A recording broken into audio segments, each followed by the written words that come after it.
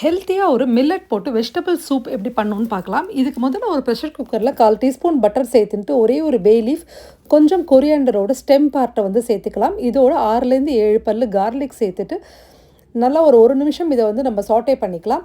இப்போது இதில் 2 cup mixed vegetable சேர்த்துட்ருக்கேன். கேரட், கேபேஜ், ப்ராக்கோலி, பட்டாணி, பீன்ஸ், ஸ்வீட் கார்ன் இந்த மாதிரி எது வேணாலும் நீங்கள் சேர்த்துக்கலாம்.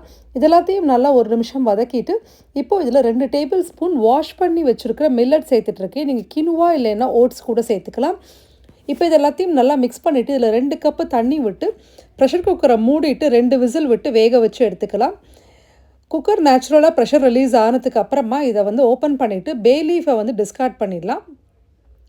இப்போது இதை வந்து நல்லா ஆறினதுக்கு அப்புறமா ஒரு ஃபைன் பியூரியாக அரைச்சிட்டு திருப்பியும் வந்து குக்கரில் வந்து இதை சேர்த்துட்டு இதுக்கு வந்து தேவையான அளவுக்கு உப்பு சேர்த்துக்கலாம்.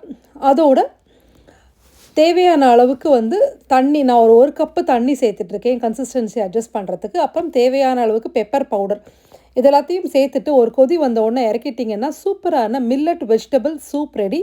இதோட டீட்டெயில்டு ரெசிபி கீழே கேப்ஷனில் கொடுக்குறேன் பாருங்கள். தேங்க்யூ ஸோ மச் ஃபார் வாட்சிங் திஸ் வீடியோ.